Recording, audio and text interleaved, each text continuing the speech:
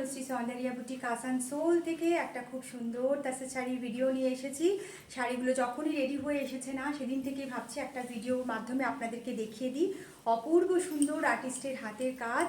এই যে কাজটা যে করেছে না, এই ছেলেটি মাত্র 15 বছর বয়স। একটা 15 বছর বয়সের ছেলে এত সুন্দর হাতের কাজ করেছে, মানে অপূর্ব। যখন কাজটা ধরেছিল শাড়িটার মধ্যে, তখন আমার খুব ভয় হচ্ছিল যে কেমন করবে কি, মানে এত বাচ্চা ছেলে তো এদের মানে সাধারণত অভিজ্ঞতাটা কম, কিন্তু আমার মনে হলো এই কাজটা দেখার পরে যে যে কোনো অভিজ্ঞ মানুষও ওর কাছে কিন্তু হার মেনে যাবে। আপনারাও জানান যে কেমন লাগছে শাড়িটা, কেমন কাজটি সে করেছে।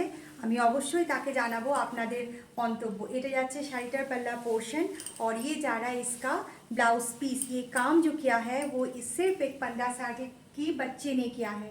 तो ये काम कैसा लग रहा है आप लोगों को, आप ज़रूर हमें बताइएगा, ताकि हम भी उसको बता पाए और वो भी अपने काम को और भी आगे बढ़ाने के एक खूबसूरत सा एनर्जी उसको मिले। ঠিক আছে, এটা যাচ্ছে শাড়িটা। প্রাইসটা কিন্তু আমি শাড়িগুলোর দেখানোর পরে ভিডিওর শেষের দিকে বলে দেবো, তো একটু ধৈর্য ধরে ভিডিওটা দেখুন। তো এটা যাচ্ছে নেক্সট কালারটা, একটা খুব সুন্দর বাটার গ্রিন কালারের ওপরে যাচ্ছে কম্বিনেশনটা। এই কাজটা ছেলেটির কথা একটু বলি, ও কিন্তু স্কুলে পড়ে, রীতিমতো পড়াশোনার সাথে সাথে এই কাজগুলো করে। এটা ওর ছোটোর থেকেই এই কাজটা করা ওর একটা খুব উৎসাহ, এবং ছেলেটির পরিবারও সেরকম খুব নিডি। ওদের প্রয়োজন এই কাজটার থেকে উপার্জনের, ওদের প্রয়োজন। তো ওদের প্রয়োজন আমাদের প্রয়োজন একত্রিত হওয়ার পরে তবেই না এত সুন্দর একটা কাজ ফুটে ওঠে। প্রয়োজনীয়তা আমাদের উভয়েরই, প্রয়োজন ওরও, প্রয়োজন আমাদেরও। তো এটা যাচ্ছে শাড়িটার ব্লাউজ পিস। আর আমাকে খুব সুন্দর করে বলে কাকিমা, মানে বলেছিল আর কি, কাকিমা কাজটা আমাকে দিন, দেখুন আপনার খুব ভালো লাগবে। শাড়িটা যদি কোনোভাবে নষ্ট হয়ে যায় তখন এই শাড়িটার দামটা আমি আপনাকে দিয়ে দেবো।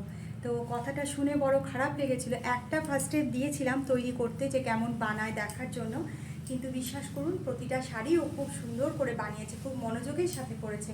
তো কাজটা অবশ্যই খুব সুন্দর। এগুলো অ্যাকচুয়ালি দেখছেন তো শাড়ির দামের কাছে না, এগুলো কিছুই হয় না, এগুলো সম্পূর্ণ প্রাইসলেস বলা চলে। তবুও আমাদের একটা মূল্য নিতে হয়, কারণ আমাদের পরিবার এবং আরও অসংখ্য পরিবার এই উপার্জনের ওপর নির্ভর করে। তাই আপনাদের কাছে সেই মূল্যটুকু তো আমাদেরকে নিতেই হয়। প্রাইস রেঞ্জটা থাকছে 5800। শাড়িগুলোর প্রত্যেকটা প্রাইস রেঞ্জ সেম থাকবে। কালার অপশানগুলো আমি দেখিয়ে দিচ্ছি।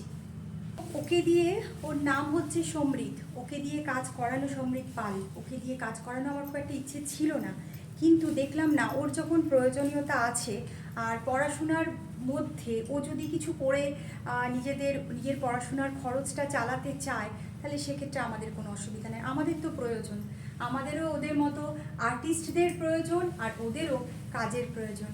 তো সুতরাং আমরা মিলে গেলাম দুজনে একসাথে। এটা যাচ্ছে ব্লাউজ পিসটা।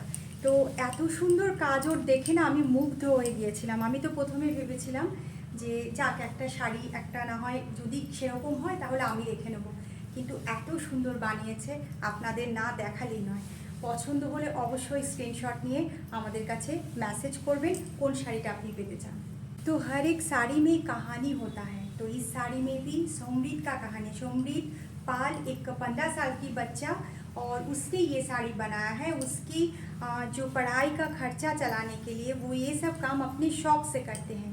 तो पहले मैं देना नहीं चाह रही थी, क्योंकि इतना छोटा बच्चा है और मुझे भी डर लग रहा था। ये सभी बहुत कॉस्टिंग इसका ज़्यादा है, लेकिन उसने बहुत रिक्वेस्ट किया कि आंटी प्लीज़ हमें ये काम दे दीजिए, मैं आपको कोई भी शिकायत का मौका नहीं दूंगी। तो सचमुच उसने कोई भी शिकायत का मौका नहीं दिया। ये खूबसूरत सा काम उसके हाथों से जो उभर के आया है, एक छोटे से बच्चे का मासूमियत इस काम में उभर के आया है। तो আমি তো পুরো খুশি হয়ে গেছি। শুধু ওকে একটাই কন্ডিশন দিয়েছি যে পরীক্ষার সময় কোনো কাজ হবে না, পরীক্ষার সময় তোমাকে কোনো কাজ দেওয়া যাবে না, তখন মন দিয়ে পড়াশোনা করবে।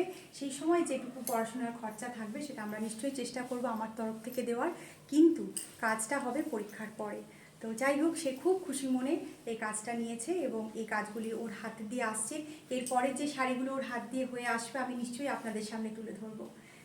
দেখে অবশ্যই জানাবেন কেমন লাগলো, আমিও ওকে জানাবো যে আপনাদের কেমন লেগেছে।